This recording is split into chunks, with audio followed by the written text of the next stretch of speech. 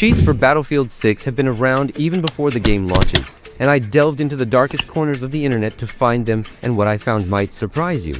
Bizarre websites, leaked gameplays, and many mysteries hidden within these programs. But it doesn't stop there. Many of these cheats, in fact, are cloakless heroes who protect you by hacking those who don't want to play fairly. And let's be honest, seeing a cheater getting hurt is almost a therapy, and today we will have a complete session. I'm going to download several of these suspicious programs and show you what they actually do. So, get ready for a journey full of evil, brazen scams, and, of course, many Russians and mysteries for us to be solving. No more spoilers. This video is insane and very easy to understand. Let's go. Attention! Educational video. Do not repeat at home. If you live under a rock and still don't know, recently Battlefield 6 was announced, and with it, we had 2 open betas of the game, where anyone could download it and play it, but for that they would need to install a kernel-level anti-cheat called Jansen.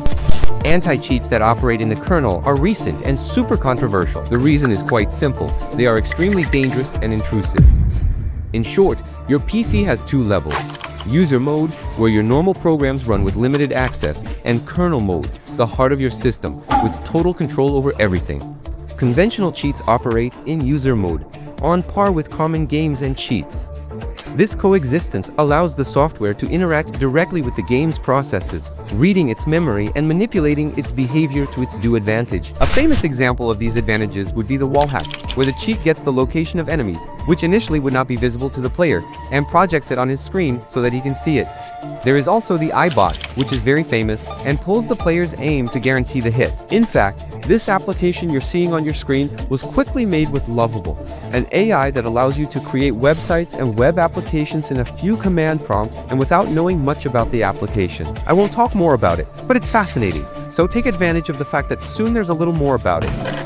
Turning now to cheats, as they are usually on the same level as conventional anti-cheats, it becomes much easier for him to hide and remain undetected. To combat this, the most modern anti-cheats have decided to lower the level, operating in kernel mode, just like an antivirus, to be able to monitor absolutely everything.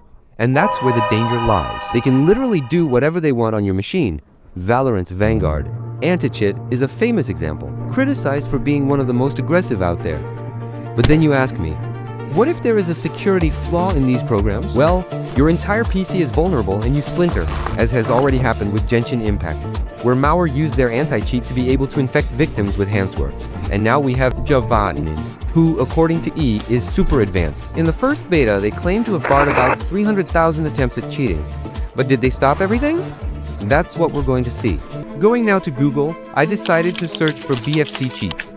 The first page didn't help me much, and only had articles about Javelin and the attempts to overtake that I commented, which forced me to do something that for many is considered cursed, and for the famous second page of Google. In it, things started to get more interesting, and we already saw sites specializing in cheats and the like. Right on the first website, we already had a recording of the supposed cheat in operation, but some things caught my attention. The names were censored. Why? Well, Jansen. It's obvious that not to reveal the guy's lobby and he doesn't get banned. But is it just for that? So why is the kill feed there still visible? All of these scenes also seem to be extremely chaotic with a somewhat low resolution. And if we look at the screenshots below, we see that he has a part in the training camp. But it's just an image and not a video. Why? Won't it be much more practical to show the sheet working in training, since it could show everything more calmly? Well, soon we will have some more clues about these images and recordings, but right now I'm not too focused on that. The prices of the cheats were around $10 to $20, and they worked as a subscription service. They were all more or less like that. And of course, several were of Russian origin and used the same recording or photos from other battlefields in different games. One of them had an area of more false feedback than the Shopee cesspool. Seriously, who would believe that? But one of these sites caught my attention a little. Not by the cheat, but by the creator of it. On the website there is a contact number with WhatsApp, and the beginning of the number delivers everything. We have a Brazilian here. I don't want to be boring, but a friend here didn't do a good job of hiding. From his number, we can find names associated with this phone, and that possibly concern his family. So, if I were you, I would change it from there. No need to leave your phone exposed.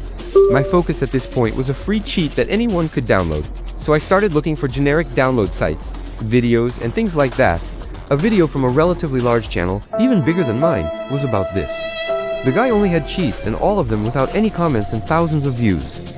This is too strange. In the video, we have him showing how to run the program, which loads a super generic interface and then has a dry cut for a gameplay that I don't know about you, but it seems a little familiar to me. In a second video, we have something similar, but on a smaller channel with less viewing. In this case, the file had a password and it was only seen within the video itself. Then he had again a dry cut for the famous gameplay that we've seen a few times. But here we have a very interesting detail. The names are not censored. And look, what strange names. They seem to be bots. One of them was BF6 Gameplay Heavy. What is happening here? Battlefield 6 gameplay review. Probably a recording of an internal test using developer tools, like those we saw in GTA 6 leaks. The app shown in the video is also a bit crazy, and has weapons that don't even exist in this beta, and other options that don't even make sense for the game. I don't know if they edited the video later, or if the original video already has some of these elements, but it's not even trying to hide it. This is fake. I downloaded both programs and a few more that I found on various sites, and I can already tell you, one of them is a real bomb. I feel sorry for whoever installed this here on the computer. Blow up the person's computer with malware. But anyway, we're going to get there. The first one we are going to analyze is, in fact, even quite disappointing, which is the cheat of Canal Grand. Analyzing the video, it seemed that it would open something, and that in the end there would even be that cheat gameplay taking place. But, in fact, when we execute, nothing happens.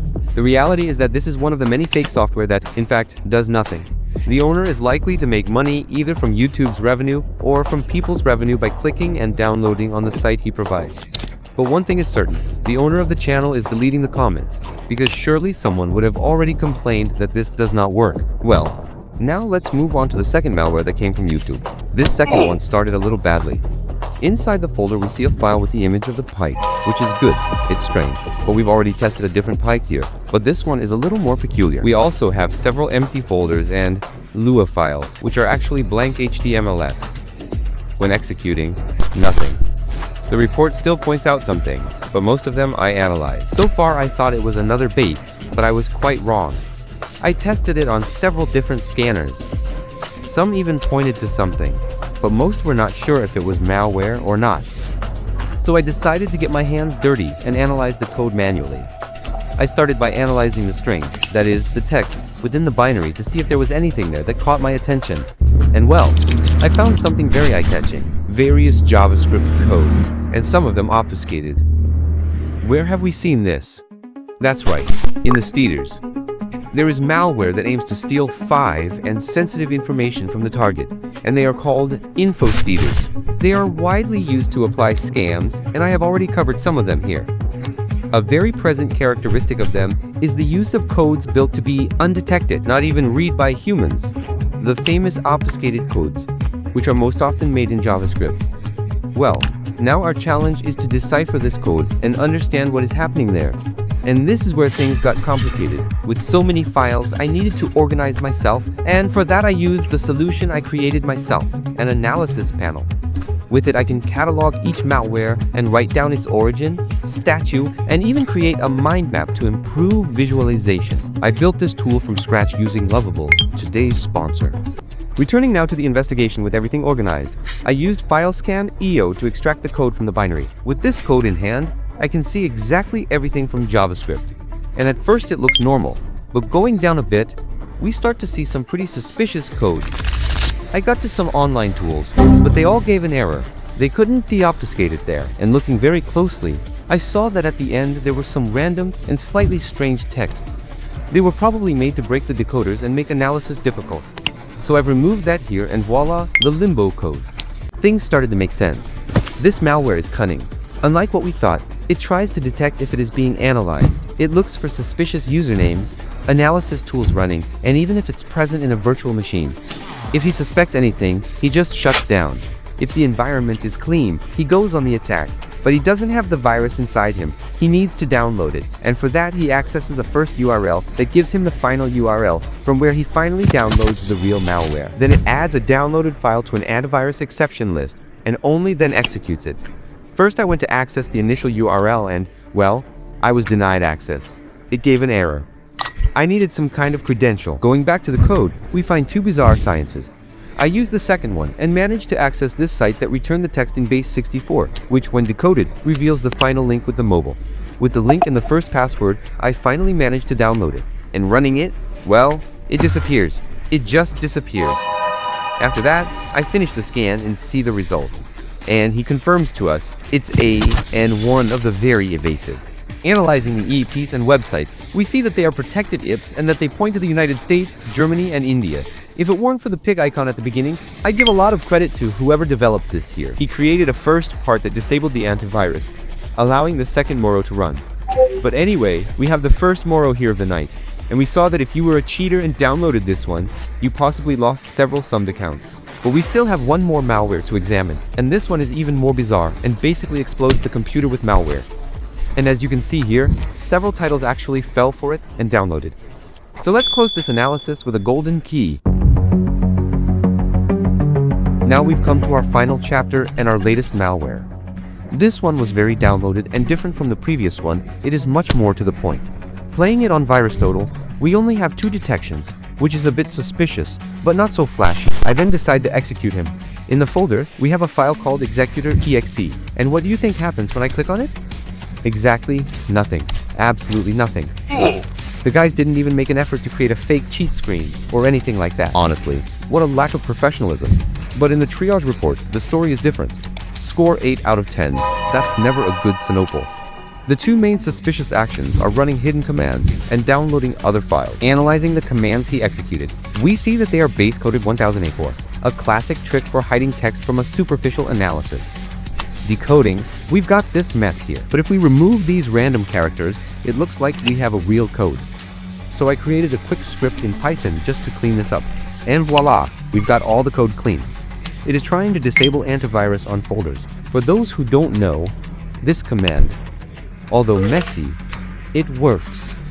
Because there are techniques to transform extremely functional code into something that looks like a pile of garbage. Thus, the antivirus will see and will not understand. Looking at what else it does, we see that it downloads files from various GitHub links.